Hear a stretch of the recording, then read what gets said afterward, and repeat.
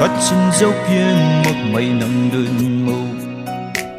rèn mây nắng ta na giàu na bấm ni cả gần cả thủy nắng ta hậu ni na không khuy bấm mê ai đuổi diễn mây ta khắc xin dấu biên mặc mây nắng lươn mù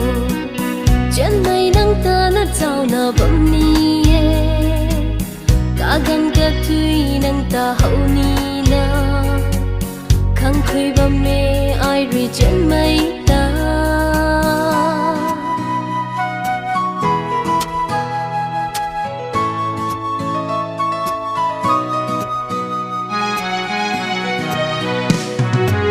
giang thuần muốn ở rừng mây lật hâm mơ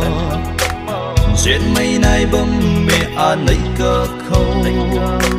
sa bắt ni mây lung lên quay khăm mây ma ghê các khiêm lông la ghê cari muốn non nim pon ram gai say tình ni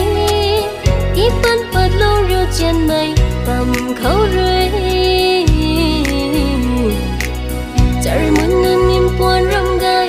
say tình ni ipan pat lâu riêu trên mây bầm khâu rơi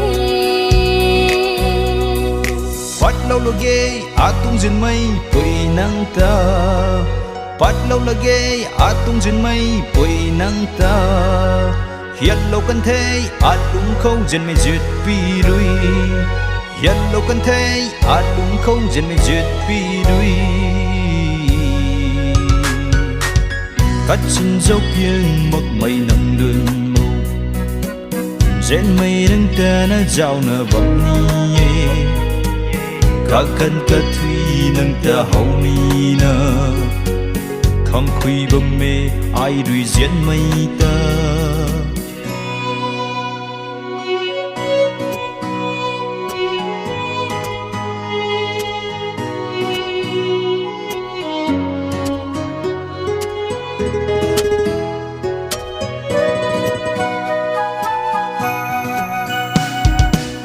rau quy đâm đâm thay thủy ma ghê